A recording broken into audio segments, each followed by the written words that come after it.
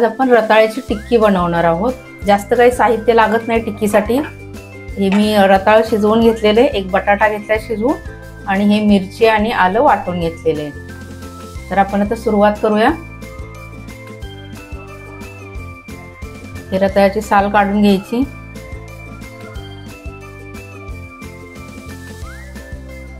रताळ आणि बटाट्याची साल काढून घेतलेली। आता काय करायचं, आपण एक भांड घ्यायचं, बटाटा आणि रताळ हाताने मिक्स करायचा, किंवा तुम्ही खिसून घ्या किंवा मग मॅशरने मॅश करून घ्या, म्हणजे त्याची टिक्की व्यवस्थित येणार। त्याच्या गाठी फक्त सगळ्या निघाल्या पाहिजे। हाताने मिक्स केला तरी चालेल, फक्त त्याच्या गाठी सगळ्या निघाल्या पाहिजेत। हे आपण मॅश केलेला आहे बटाटा। आता आपण मीठ घालूया। हे उपासाचं मीठ, काळं मीठ किंवा तुमच्याकडे साधं मीठ असलं तर ते घालू शकता तुम्ही। आणि ही मिरची आलं वाटलेले ते चवीप्रमाणे घालायचं। थोडंसं मी चिली फ्लेक्स घालते।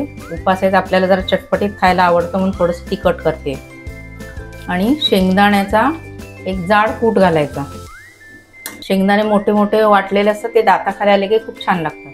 त्याच्यानंतर जरा बाइंडिंगसाठी आपण 2 चमचे राजगिरा पीठ घालणार आहोत। आता हे सगळं आपण मॅशरने मिक्स करणार आहोत।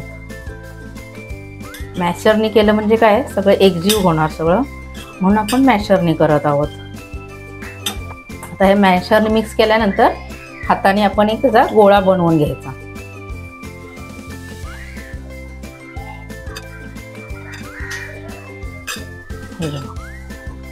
एक असा गोळा बनला पाहिजे पीठ घातल्यानंतर। जर पीठ थोडं लागलं तर तुम्ही आणखीन घालू शकता।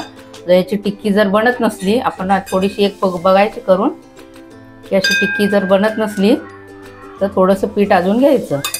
मग हे व्यवस्थित मळून घ्यायचं। आता हे आपलं मळून झालेलं आहे आणि लगेच करायला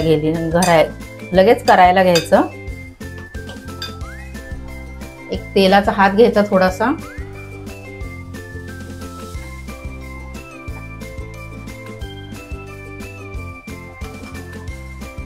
आपल्याला लहान मोठी किती आकाराची हवी त्याप्रमाणे आपण टिक्की बनवून घ्यायची। अशी पहिली जरा मोठी झाली, मी छोटी छोटी करते। असं तर मी सगळ्या टिक्क्या अशाच करून घेते। तुम्हाला जर चौकोनी आकार द्यायचा असला तर चौकोनी तुमच्या आवडीप्रमाणे तुम्ही आकार देऊ शकता। हे बघा, मी सगळे टिक्की करून घेतलेले, 6 टिक्क्या झालेल्या आहेत। आता काय करायचं,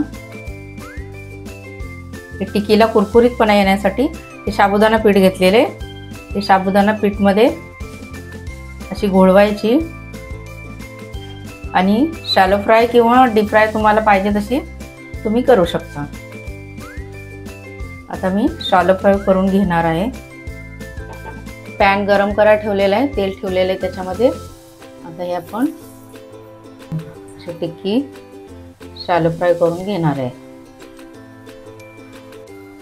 आता आपण पलटी करून घेऊया।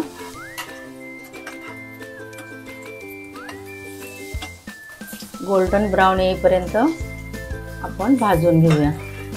तुम्हाला जर तळायची असली तर तुम्ही तळू शकता, कमी तेल खायचं असेल तर शॅलो फ्राय करू शकता।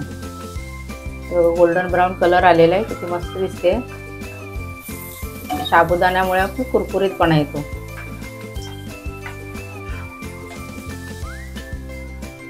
किती मस्त दिसते, खायलाही एवढी मस्तच लागते। तुम्हाला माझी रेसिपी आवडली असल्यास लाईक करा, शेअर करा, सबस्क्राईब करा। आता आपण काढून घेऊया।